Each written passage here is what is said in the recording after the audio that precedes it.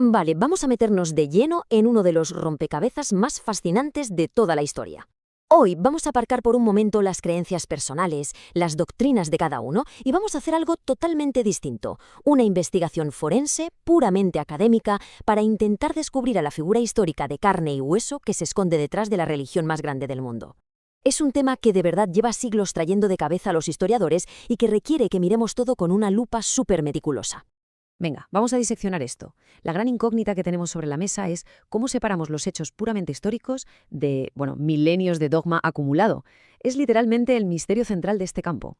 A ver, no tenemos fotografías, no hay vídeos, no hay un certificado de nacimiento oficial en un archivo. Por lo tanto, averiguar quién fue realmente este hombre que caminó por Galilea en el siglo I exige un esfuerzo monumental de reconstrucción histórica a través de fuentes antiguas. Y nuestra hoja de ruta para lograrlo hoy es muy directa.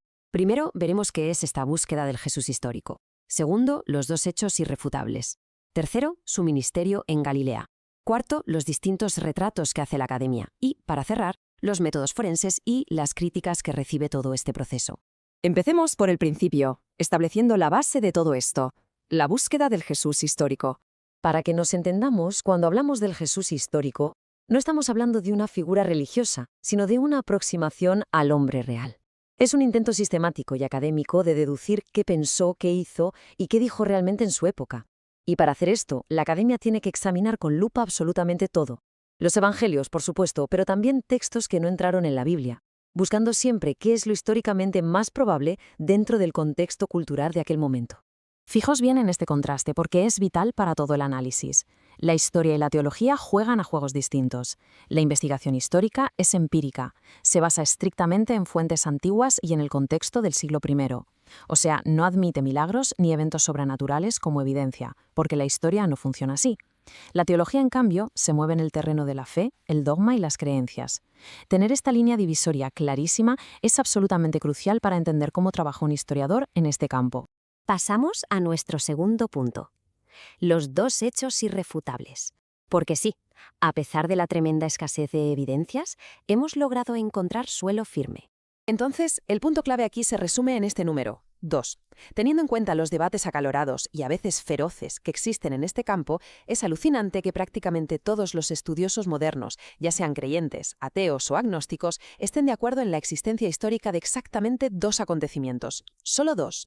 Y estos dos hechos anclas son: primero, que fue bautizado por un hombre llamado Juan el Bautista, y segundo, que fue crucificado por orden del prefecto romano Poncio Pilato. Ya está. Estas son las certezas históricas absolutas para la Academia. ¿Y por qué hay tanto consenso en esto? Pues porque el análisis de los documentos corrobora que estos dos eventos están tan arraigados en la historia que aparecen sin importar qué fuente antigua mires. Y claro, para respaldar esto, los historiadores no pueden fiarse únicamente de los textos cristianos, porque obviamente tienen un sesgo brutal, así que acuden a la verificación externa. Y ahí encontramos joyas como el historiador judío Flavio Josefo a finales del siglo I, el romano Tácito un poco después, e incluso referencias muy posteriores en el Talmud judío. Son fuentes no cristianas y en muchos casos bastante hostiles hacia el cristianismo, y precisamente por eso nos dan esa validación objetiva indispensable. Teniendo estos dos pilares clarísimos, vamos a nuestro tercer punto, su ministerio en Galilea y los detalles altamente probables de su vida. Si intentamos fechar su vida, nos topamos con una curiosidad histórica que es buenísima. Resulta que nació antes de Cristo. Los expertos sitúan su nacimiento entre los años 7 y 4 antes de nuestra era, justo coincidiendo con el final del reinado de Herodes el Grande. Luego, su bautismo ocurre en una ventana entre el 28 y el 35. Y finalmente su muerte en la cruz en Jerusalén ocurre casi con total seguridad entre los años 30 y 33.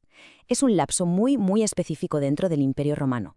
Si tuviéramos que hacer una especie de perfil policial, un retrato robot histórico, lo que emerge es un judío de la región de Galilea, que hablaba arameo. Su mensaje principal orbitaba en torno a una idea, el reino de Dios, y para explicarlo usaba parábolas que a menudo eran súper desconcertantes. Pero ojo, porque hay un evento que lo cambia todo. Causó un grave altercado en pleno templo de Jerusalén. Fue literalmente el principio del fin. Y aquí viene lo impactante. Todo este movimiento público duró muy poco, apenas entre 1 y 3 años. Terminó de golpe, de forma súper violenta, precisamente por ese lío en el templo durante la Pascua. Imaginaos Jerusalén a reventar de peregrinos. Cualquier altercado era visto por Pilato como alta traición o sedición. Y la maquinaria imperial romana no se andaba con chiquitas. Su respuesta para mantener la paz era siempre la misma, letal y rapidísima. Bueno, con la cronología sobre la mesa, Pasamos al cuarto punto, que es donde la cosa se pone tensa: los retratos académicos. ¿O cómo se interpreta todo esto hoy en día? Y esto ilustra a la perfección lo compleja que es esta investigación, porque resulta que leyendo exactamente los mismos textos antiguos, distintos historiadores han llegado a conclusiones totalmente diferentes, pero todas académicamente defendibles. Hay quienes ven a un profeta apocalíptico puro y duro, otros a un sanador carismático, algunos defienden que era una especie de filósofo cínico grecorromano, o un mesías estrictamente judío, o incluso un activista social. Vamos, que no hay un consenso único. Pero la gran brecha, la verdadera división en la academia, está entre estas dos visiones. Por un lado, el profeta apocalíptico, alguien convencido de que el fin del mundo y la intervención de Dios serán inminentes, cuestión de meses, y por otro, el sabio cínico, un maestro al que no le importaba el fin de los tiempos, sino impulsar una transformación moral y radical aquí y ahora, rompiendo por completo las jerarquías de su época. Dos visiones totalmente opuestas del mismo hombre.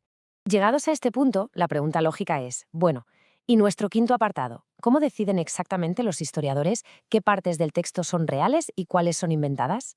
Pues usan herramientas forenses, como el fascinante criterio de dificultad.